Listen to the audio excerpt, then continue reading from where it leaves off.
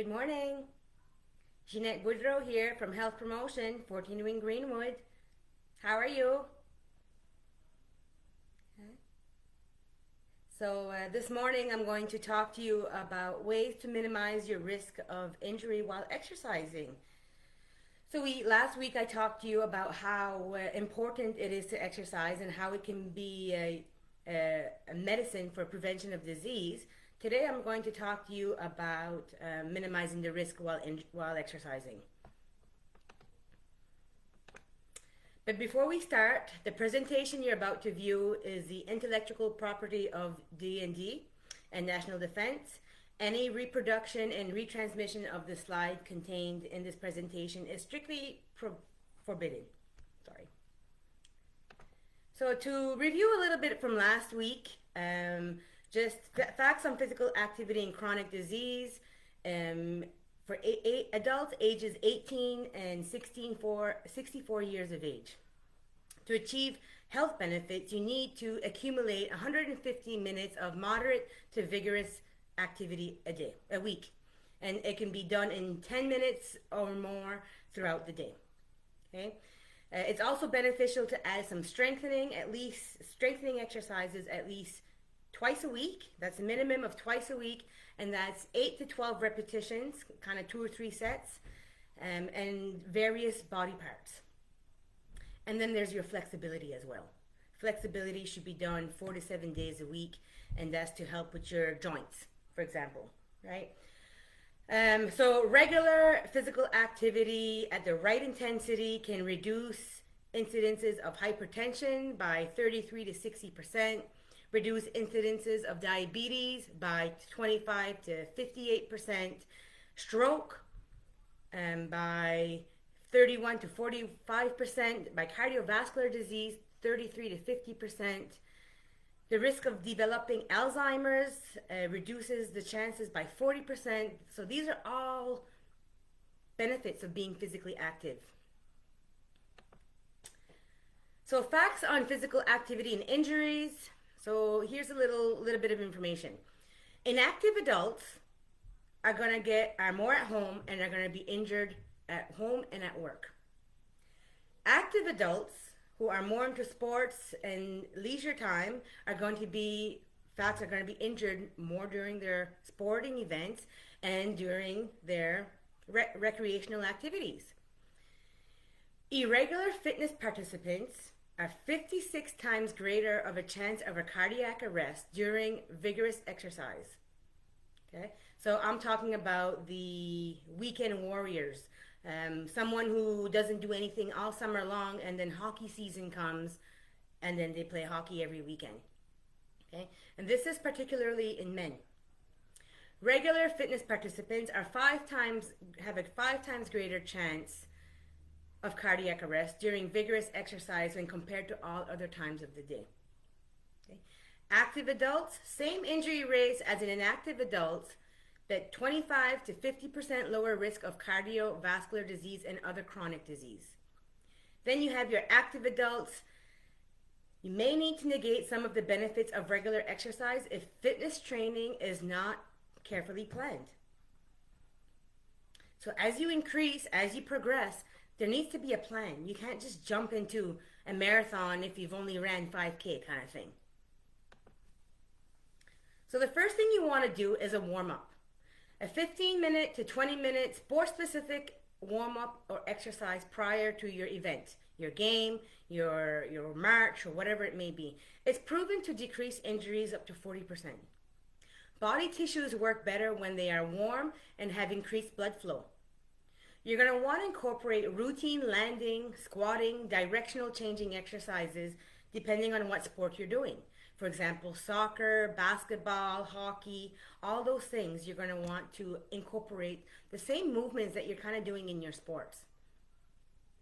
There's an interesting finding that injuries can be reduced using neuromuscular balanced sports-related training involving 15 to 20 minutes of specific exercise aimed at increasing the awareness and the control of the knees and ankles during standing, running, cutting, jumping, and landing. Following a program that involves doing these exercises reduced the rates of after only 4 to 6 weeks of training. Programs of 6 to 12 months duration reduce the rates of 82% of injuries by using these techniques, especially in women. Also remember to progress your training, your 5 to 10% rule, right? And minimum of 30-second stretches of major muscle groups at the end of your training. You need to keep that flexibility, that mobility going. But you want to do your stretches at the end. So back in the 70s, we did our static stretches at the beginning. That's no longer. Science has shown that it doesn't help to reduce injuries. It may help with mobility, but it doesn't reduce injuries, which is what they were doing it before.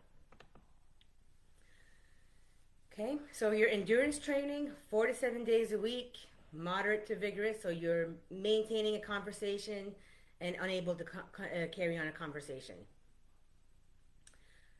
The greatest benefit is seen when physical activity is distributed throughout the week in periods of at least 10 minutes. So if you're someone who hasn't exercised, if you can do 10 minutes once, twice, 3 times a day, it's a benefit. You'll get a benefit. So by modifying your training routine, you can reduce your injuries for up to 30% overall. That's big. You're going to want to alternate high and low impact days. This is very important, especially if you're new at exercising and if you're looking at increasing your training.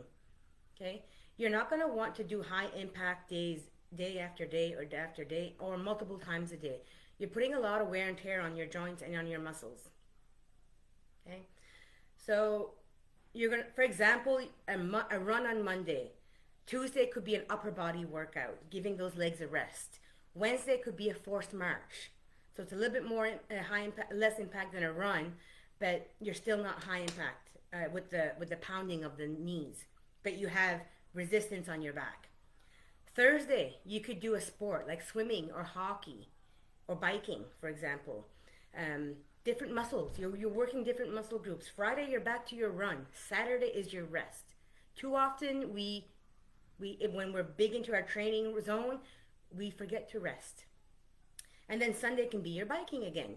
So this is called like a cross-training kind of thing. So you're training every day, but you're not training the same muscle groups.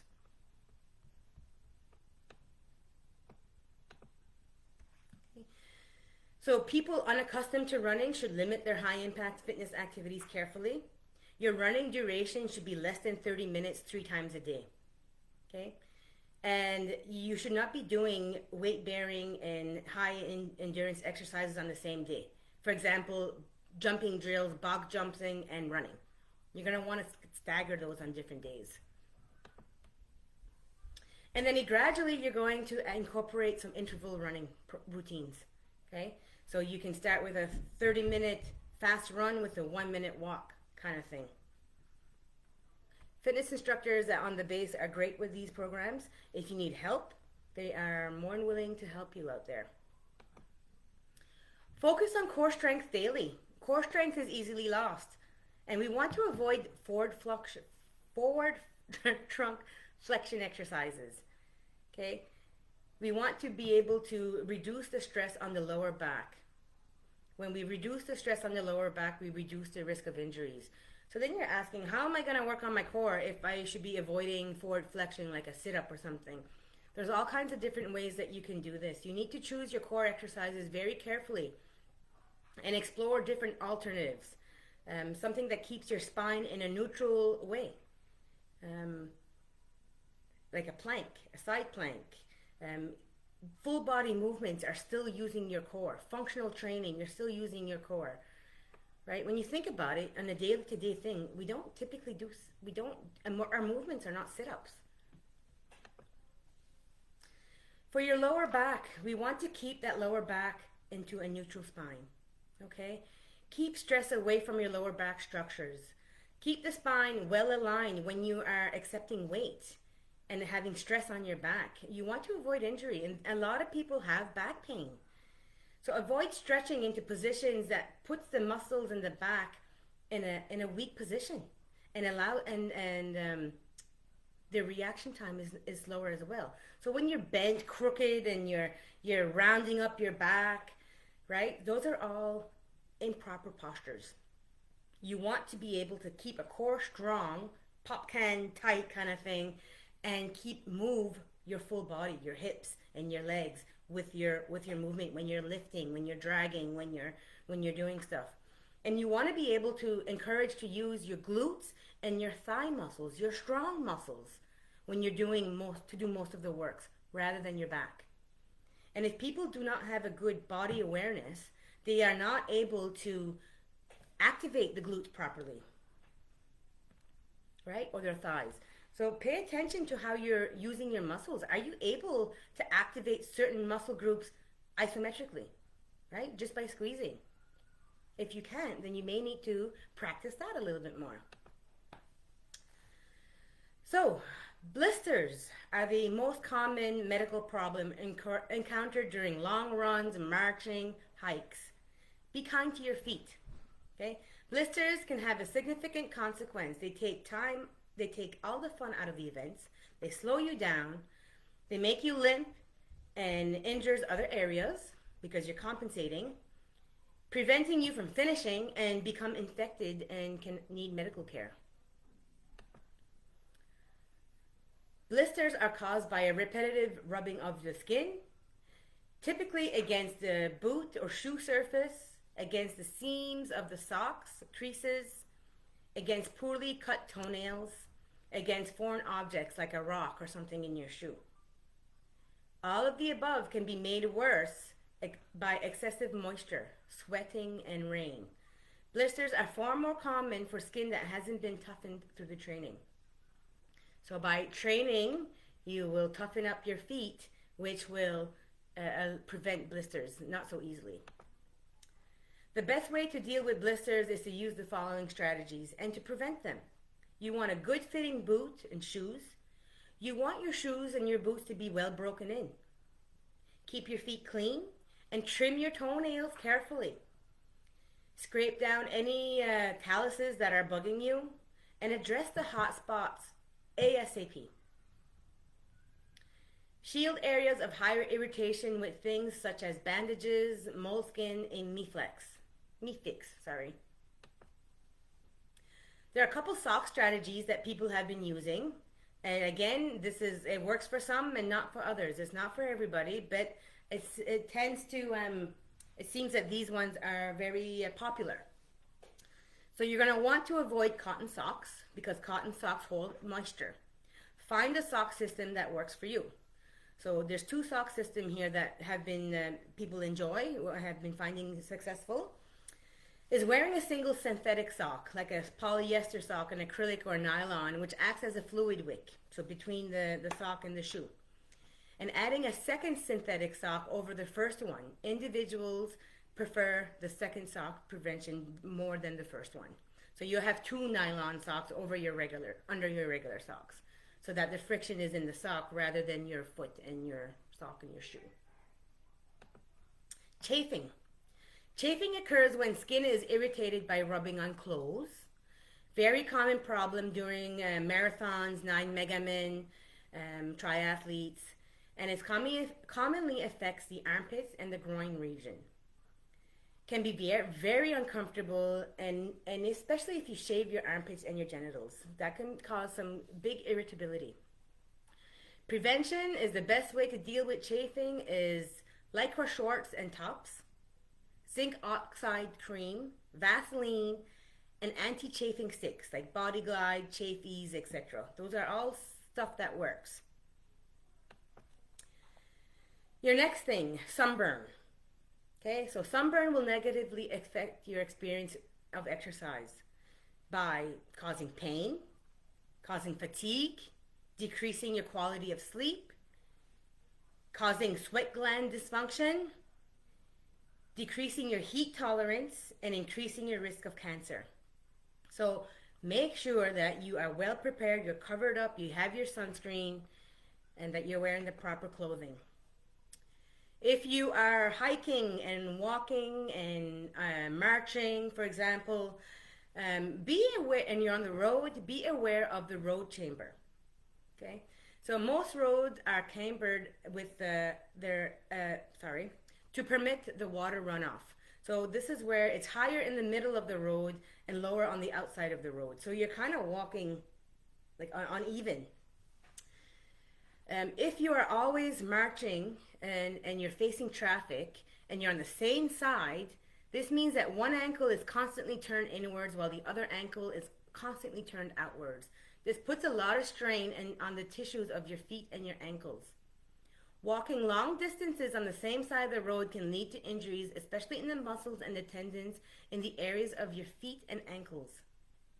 So what you're going to want to do is walk on roads with minimal camber, march on flat bike trails, on the sidewalks, and use alternating sides of the roads if you have no options other than using the road.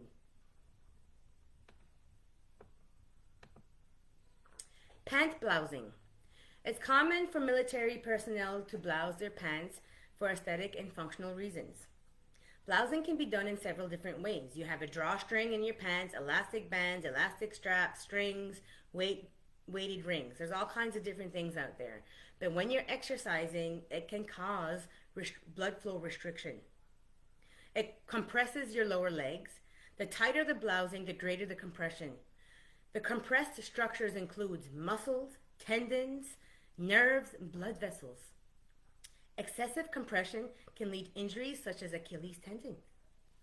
Reduces the blood flow, will decrease the supply of oxygen and nutrients to the affected muscles, and can lead to cramping, muscle strains, and compartment syndrome.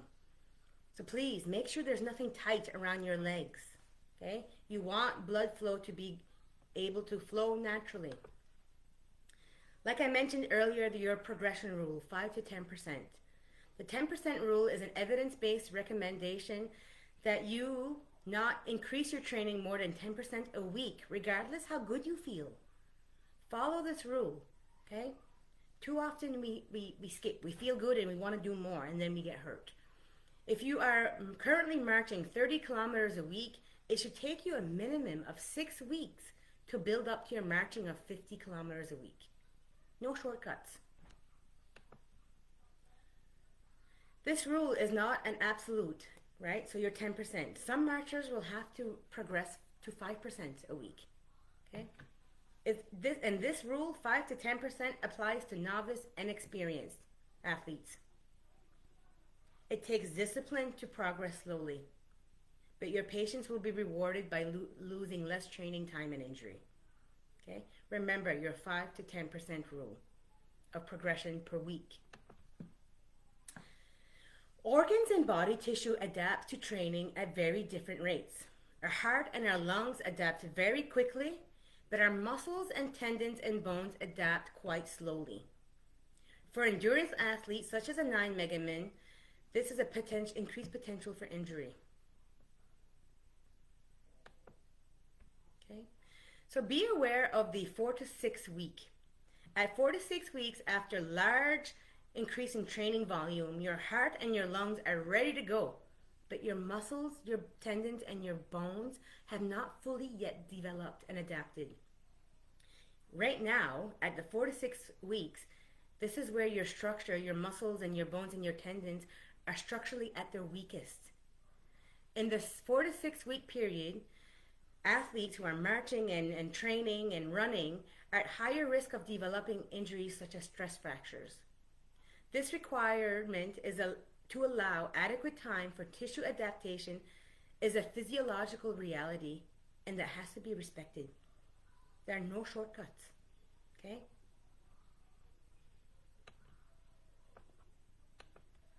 Stick to your game plan. So when we are able to go back and we're able to play sports, or we're able to go back to 9 megamin or triathletes or triathlons, stick to your game plan. Most teams, if you're in a team, have a game plan and have been following it, and make sure everyone follows it. Excuse me. For example, a team might train so that everyone gets used to taking a 10-minute break after every 2-hour marching. Inexperienced team can panic when they see another team doing something different than what they're used to, and will try to change their strategy at the last minute. This is not a good idea. Stick to your original game plan. You change what you've been training for, that's how we get injured. The value of rest. Failing to adequately rest is the number one training error. Rest and recovery are essentials and must be scheduled into your training program.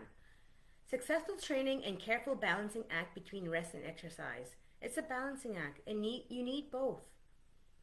Every workout causes some tissue damage that takes 48 hours to heal. Failing to rest allows tissue damage to accumulate and therefore increasing your risk of injury. Everyone's recovery needs are very different. As people age, their recovery needs will increase. And failing to recognize this, especially for athletes who train part of a team, often lead to overtraining problems. So those of us who are trying to keep up with the young 20-year-olds, and we're in our 30s, 40s, 50s, maybe even 60s, you're going to overtrain and you're going to maybe possibly hurt yourself. Okay? So make sure that you recognize as you're aging that you may not be able to perform as high intensity as you used to be in your younger days. And that's okay.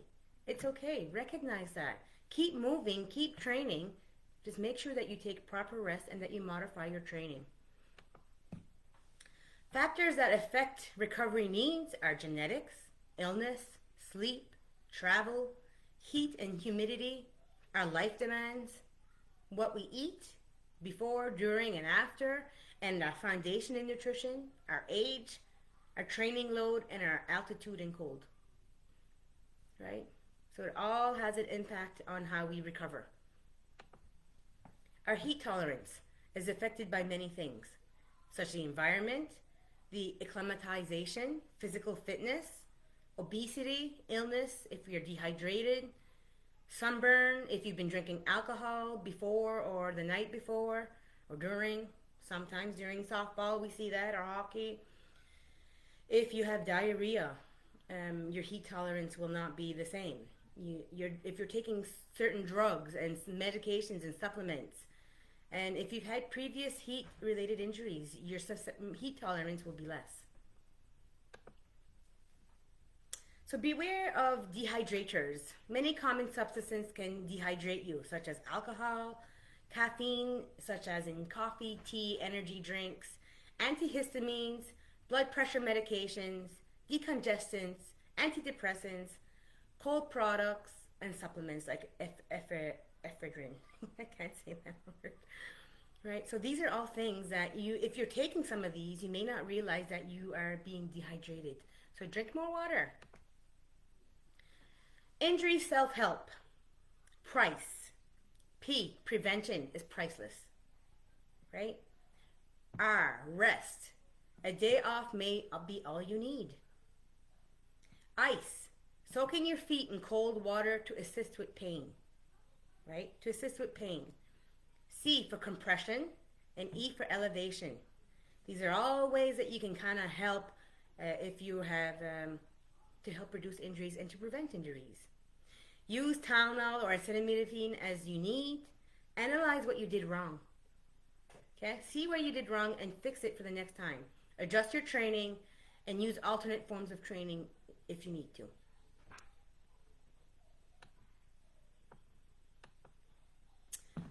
So in summary, you're going to want to do an active warm-up that uses all the body muscles and muscle groups, activates a certain whatever to mimic whatever movement you're doing. If you're playing a sport, if you're marching, if you're running, if you're swimming, you're going to want to use an active warm-up that is using the similar muscle groups, using changing directional movements and balance and all that stuff. Be kind to your feet. Okay? Make sure that your feet are properly taken care of. When we get back to marching in groups, make sure that you have the shortest person in the front to lead. Remember your 5 to 10% progression rule. Watch out for road camber. Don't blouse too tightly. Hello, Heidi. Avoid getting sunburns. Your price, injury self-help. Remember your price. Prevention is the priceless thing. Rest, a day may be the only thing you need. Ice, soak your feet or soak your limbs into cold water to assist with pain, compression, and elevation. Rest to be your best. Train smart and enjoy your journey. If you have any questions at all, please do not hesitate to contact us. Our messages, our emails are on the Facebook page, 14wing hpspecialist@gmail.com. Please email me. I haven't received any questions from anyone as of yet for any of the topics that we have talked to. So please reach out. We want to hear from you. So that is my 15-20 minute short of today. We are Monday today. And yeah, please tune in on Thursday at 10 o'clock. Lisa White, the Health Promotion Manager, will be in talking to you. And yeah, so enjoy your day. I hope you learned a few tips on how to reduce injuries when you're doing your training. Take care, hang in there. See you next week.